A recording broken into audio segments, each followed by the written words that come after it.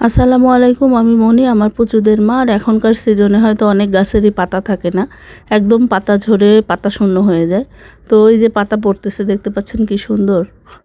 মিশু, এই মিশু, এই যে এই যে এই যে এই যে মিশু,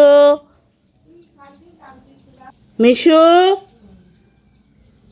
এই মিশু।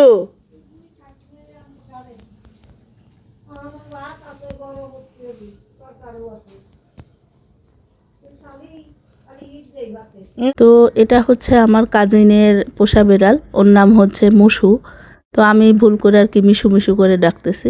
আমার নানি বারবার বলতেছে ওকে নাকি কোলের মধ্যে নিয়ে আদর করলেও হচ্ছে ও কিছু বলে না, চুপচাপ আদর খায়। তারপরেও আমি তো এসব মানে ভয় পাই। সাহস নিয়ে হাত দেওয়ার চেষ্টা করতেছি, আবার পিছপা হচ্ছে। যাই হোক, একটু ভিডিও করে নিছি আর গায়ে একটু হাত দিয়ে আদরও করছি। আর সে এবার বসা থেকে উঠে এই গাছটায় ওঠার ট্রাই করতেছে।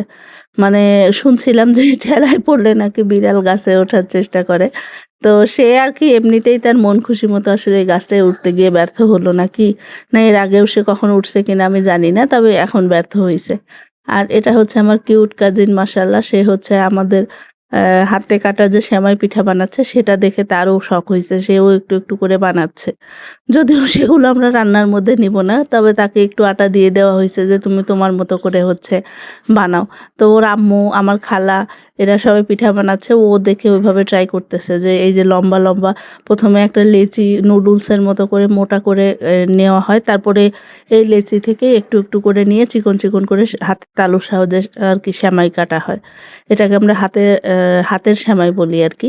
তো এই পিঠা খাইতে খুবই মজা হয়।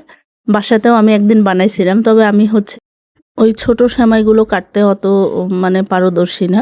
কাটতে পারি কিন্তু অনেক সময় লাগে। আমার খালা যেমন খুব দ্রুত কাটতে পারে, আমিও ওরকম দ্রুত পারি না, সময় লাগে, কাটতে পারি। তো এই জন্য বাসায় আর কি এমনি চিকন চিকন নুডলসের মতো করে বানায় পরে হচ্ছে কিচেন সিজার দিয়ে কেটে কেটে রান্না করছিলাম। তো এটা দেখতে আসলে খুব বেশি সুন্দর হয়, ওইগুলো এত সুন্দর হয় না, টেস্ট আসে মোটামুটি। রান্নার উপরেই তো সব কিছু, রান্না ভালো করে করলে টেস্ট একই আসে, কিন্তু দেখার সৌন্দর্য হচ্ছে এটা সবচেয়ে বেশি সুন্দর লাগে দেখতে। দেখতেই পাচ্ছেন কত সুন্দর দেখা যাচ্ছে। তো এই যে এই লম্বা লম্বা ইয়ে থেকেই চিকন চিকন করে যেভাবে হাতের সাহায্যে সেমাইটা কাটা হয়। তো এই সেমাই কাটা শেষ, পরে হচ্ছে রান্না করব। এদিকে হচ্ছে সেমাইয়ের মধ্যে কয়েকটা পুলি দিব, তো সেজন্য একটু সুজি রান্না করতেছি ওই পুলির ভেতরে পুরের জন্য। কারণ আমার আব্বুর হচ্ছে নারকেলের সমস্যা, নারকেল খাইতে পারে না, তা না হলে নারকেল দিয়েই পুরো পুলিটা বানাইতাম। তো এই জন্য হচ্ছে সুজি রান্না করে নিচ্ছি। গুঁড়ো দুধ, সুজি, চিনি সব এক পরিমাণে নিয়ে গরম পানি দিয়ে এবার হচ্ছে চুলায় এটাকে জাল করে নেব। একদম টাইট একটা হালুয়া রান্না করে নেব, যেন পুলির ভিতরে দিলে সেটা লিক আউট না হয়। তো এই যে এখানে আমি হচ্ছে গাঢ় করে হালুয়াটা রান্না করে নিচ্ছি গ্যাসে।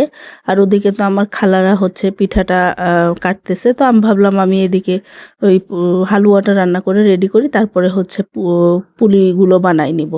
তো আমাদের এলাকায় আসলে দুধ পুলিটা আমি সচরাচর দেখি নাই। আমি ময়মনসিংহ যাওয়ার পরে হচ্ছে এই রেসিপিটা দেখছি। তারা হাতে মানে ওদের সেমাইগুলো একটু সাইজে মোটা হয়, তবে সেমাইয়ের পিঠার মধ্যে এই পুলি পিঠা দিয়ে তারা হচ্ছে রান্না করে। তো আমাদের এলাকায় এভাবে রান্না করে না, আমাদের এলাকায় শুধু সেমাইই রান্না করে। তো ময়মনসিংহ গিয়ে আমি এটা দেখছি, দেখতে ভালোই লাগে আর খাইতেও টেস্ট। এই জন্য আমি এখন সেমাই পিঠা রান্না করলে কয়েকটা পুলি হচ্ছে ভেতরে দিয়ে দিই। তো এই যে আমার পুলিগুলো বানানো রেডি হয়ে গেছে। এখন হচ্ছে সব কিছু নিয়ে দুধটা জাল করে নিব, একদম গাঢ় করে দুধটা জাল করে। এই যে এখানে দুধ জাল করা হয়ে গেছে একদম গাঢ় করে, দেখতেই পাচ্ছেন কতটা গাঢ় হয়েছে। সরগুলো একদম মানে চারপাশে লেগে আছে। এখন খেজুরের গুড় টেস্ট অনুযায়ী দিয়ে ওই যে কেটে রাখা সেমাই আর পুলি সেগুলো দিয়ে, আর বেশি নাড়াচাড়া করা যাবে না, যেহেতু নরম পুলিগুলো ভেঙে যাওয়ার চান্স আছে, এই জন্য আর নাড়ানাড়ি করব না। তো এখন দিয়ে এটাকে একটু হালকা আঁচে রান্না করে নিলেই রেডি হয়ে যাবে, যে এখন এটা রান্না শেষ, খাওয়ার জন্য প্রস্তুত। তবে গরমের থেকে এই পিঠাটা আসলে ঠান্ডা খেতেই বেশি মজা লাগে। আমি একটা মানে বড় ছড়ানো প্লেটে বেড়ে নিছি, যেন পুলিগুলো হচ্ছে গলে না যায়। Eating sugar, telling lies, open your mouth, ha ha ha, open your mouth.